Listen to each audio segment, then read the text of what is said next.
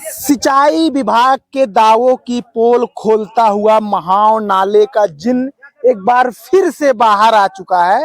और आपको बता दें कि यह महाराजगंज जनपद के बरगदवा थाना क्षेत्र के अंतर्गत आने वाले देवघट्टी के टोला हरकपुरा के पास यह टूट गया है। और हर साल सिंचाई विभाग के लोग दावा करते हैं कि इस बार जो है महाव नाला नहीं टूटेगा, लेकिन हर साल वही कहानी होती है। यहाँ के जो किसान हैं उनकी दुर्दशा होती है। आप थोड़ा सा इधर दिखाइएगा, जिस किसान के खेत में टूटा हुआ है पूरा खेत जो है वो सिल्ट से भर गया है। बता रहे हैं 1 एकड़ इनका नुकसान हुआ है, बाकी कुल मिलाकर 9 से 10 एकड़ नुकसान हुआ है।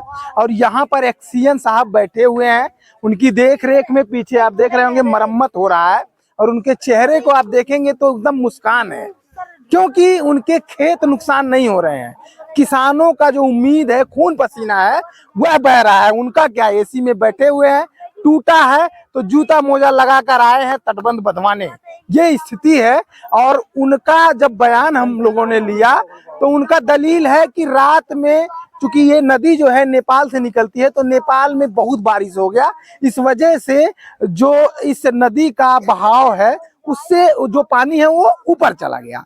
भाई ये क्या तात्पर्य है, ये आप क्या अपने खुद को बचने के लिए आप एग्जाम्पल दे रहे हैं? आपका काम है इस महाव नाले से किसानों की रक्षा करना, लेकिन वो आप नहीं कर पा रहे हैं।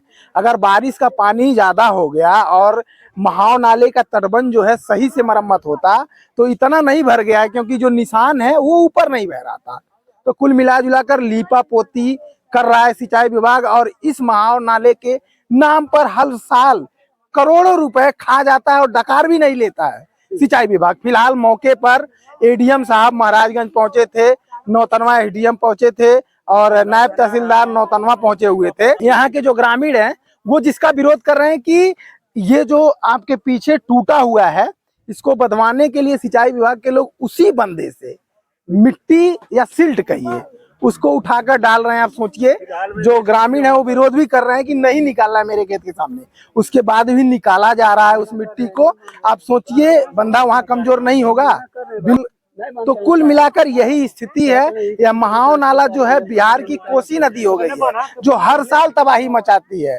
चीन की वांगो नदी हो गई है, जो हर साल लोगों को परेशान करती है। और हर साल यही ढाक के 3 पात हैं। महाव नाला है, इसी तरीके से रोहिन भी है, जो नेपाल से निकलती है। चूंकि पहाड़ों से निकलती है तो बारिश होता है तो अचानक से पानी आता है। लेकिन मेरा सवाल वही है हमेशा से कि आखिर करोड़ों रुपए किस नाम पर निकाले जाते हैं? आखिर हर साल यह महाव नाला क्यों टूटता है? और एक सवाल और छोड़ता हूं कि जो सिंचाई विभाग है, आखिर जब ठंडी शुरू होती है तभी इस महाव नाले की जो बंधे हैं उसका मरम्मत क्यों नहीं करता है? बारिश का सीजन आ जाता है तो सिंचाई विभाग अपना लाव लश्कर लेके चलता है और थोड़ा थोड़ा बंदों पे अपना दिखा देता है कि हाँ काम हुआ है। लेकिन काम होता तो आपके सामने ये महाव नाला नहीं टूटता। ये महाव नाला के ऊपर कोई तटबंध निर्मित नहीं है। ये सिल्ट सफाई के दौरान निकाल के रखी गई सिल्ट है जो दोनों तरफ डिपॉजिट है। और महाव नाला के जो कैचमेंट एरिया है नेपाल में, इसमें विगत 12 घंटे में हैवी बारिश हुई है। 100 mm से अधिक बारिश है, जो कि 3 दिन में पानी बरसता था, सामान्यतः 12 घंटे में बरस गया है। और इसका जो हाईएस्ट फ्लड लेवल है वो 12 फीट है आज तक जो पानी आया है। और उसके ऊपर 12 फीट से अधिक 13 फीट पे पानी प्रभावित हुआ, मतलब हाईएस्ट फ्लड लेवल को क्रॉस करके पानी प्रभावित हुआ, जिसके कारण ये किलोमीटर 15 देवघट्टी के पास ओवरफ्लो की स्थिति बनी। और ओवरटॉप होने से थोड़ा इसमें क्षति हुई और इसको तत्काल सिंचाई विभाग की टीम, प्रशासन की टीम, एसडीएम एडीएम साहब मौके पे आए और हम लोग सब इसको तुरंत रेक्टिफाई कर रहे हैं।